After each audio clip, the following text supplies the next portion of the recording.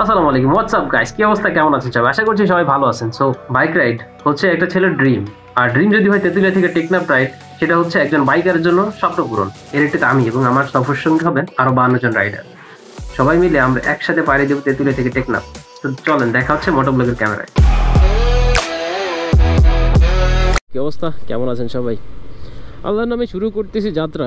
আজকের বের হওয়ার মূল উদ্দেশ্য হচ্ছে আমাদের তেতুলিয়া থেকে টেকনাফ পর্যন্ত একটা রাইড হবে 7 তারিখ 8 তারিখ, এই 2 দিন। পুরো বাংলাদেশ থেকে 53 জন রাইডার নিয়ে এই রাইডটা শুরু হবে। এটা কিনা অর্গানাইজ করছে দেশি বাইকার গ্রুপ এবং ইয়ামাহা স্পন্সরশিপে। ধন্যবাদ সাইফুল ইসলাম সুমন ভাই, অলি ভাই, তাকেও ধন্যবাদ আমাকে সিলেকশন করার জন্য। এটা লাইফের একটা বড়সড় অ্যাচিভমেন্ট হতে যাইতেছে ইনশাল্লাহ। আজকে বের হয়েছি, এখন সময় হইতেছে 7:12। প্রথমত কাজ যেটা, আমার ফুয়েল নিতে হবে।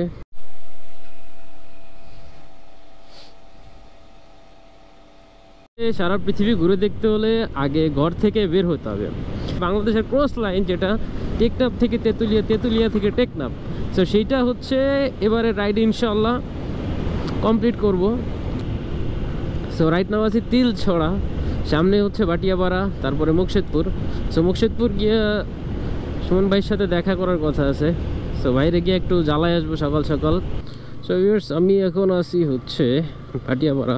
আমার প্রায় 38 কিলোমিটারের মতো রাইড হয়ে গেছে। সো এটা হচ্ছে মুকশেদপুর সরকারি কলেজ। তো এখন যাচ্ছি হচ্ছে সুমন ভাইয়ের উদ্দেশ্যে। মেন ওয়ে থেকে ডান দিকে ঢুকে গেছি। তো ভাইয়ের সাথে একটু দেখা করব, এরপরে হচ্ছে আবার বের হয়ে এসে ঢাকার উদ্দেশ্যে রওনা দিব। হইতেছে 9:48। সুমন ভাইয়ের সাথে অনেক সময় আড্ডা দিলাম, কথাবার্তা বললাম। সো গাইস, এখন যে রাস্তাটাতে আছি এটা দিয়ে হচ্ছে ঢাকা বরিশালের highway, Dhaka Barishal route. So এটা দিয়ে আমি হচ্ছে বড়ইতলা দিয়ে বামে আসছি। মুকশেদপুরের ভিতরে যেখানে আসছিলাম ওটা হচ্ছে ছিল বনগ্রাম। বনগ্রাম থেকে হচ্ছে বড়ইতলা, বড়ইতলা দিয়ে হচ্ছে এই রাস্তায় উঠছি। এখান দিয়ে ভাঙা উঠবো, ভাঙা থেকে হচ্ছে আবার মাওয়া রুটে যাব। সো রাইট নাও এখন আসি হচ্ছে ভাঙা। এবারে মানুষজন, জনসাধারণ তেমন একটা না থাকলেও কাপত কপতি গার্লফ্রেন্ড বয়ফ্রেন্ড কিন্তু অবশ্যই আছে। টোল দেওয়া শেষ, এখন পদ্মা সেতুতে উঠতেছি।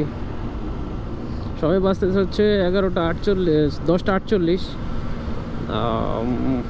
প্রবাবলি যাইতে আমার 12টা বাজতে পারে। সো দেখা যাক ইনশাল্লাহ কয়টায় পৌঁছাইতে পারি।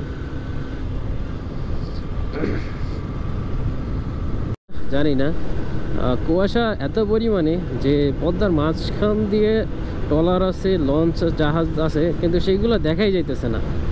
এত কুয়াশা, ইভেন ব্রিজের মাথাও কিন্তু দেখা যাইতেছে না। ক্যামেরায় কতটা দেখা যায় জানি না। এই হচ্ছে অবস্থা কুয়াশায়। না জানি কি অবস্থা পঞ্চগড়ের ওদিকটাতে, তো শীত বেশি পড়ে, ইভেন কুয়াশাও বেশি থাকবে, এটা স্বাভাবিক। সো এই হচ্ছে এখনকার মতো লাইভ আপডেট পদ্মা সেতুর উপরে।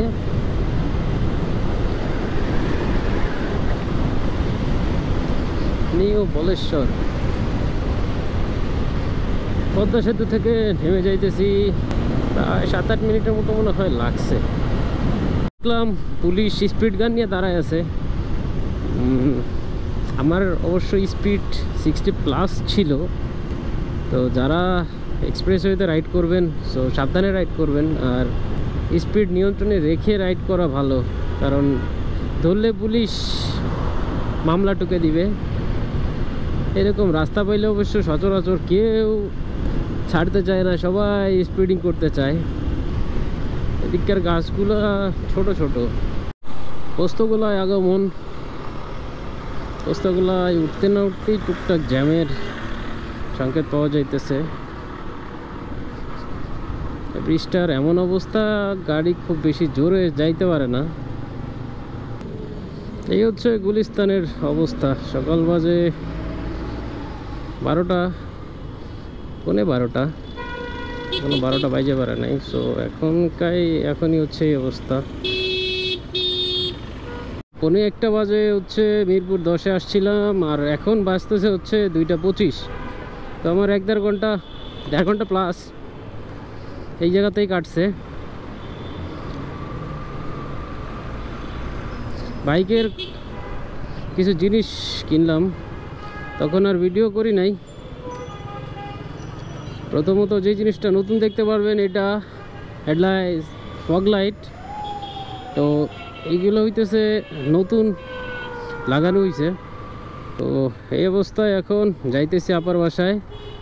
তোর বাসায় যাওয়ার পরে খাওয়া দাওয়া করবো, এরপরে ডিসিশন নিব যে আসলে আজকে যাব কি না। মাশাল্লাহ সব বাচ্চাগুলা মাদ্রাসায় পড়ে, দেখতে অনেক সুন্দর লাগতেছে।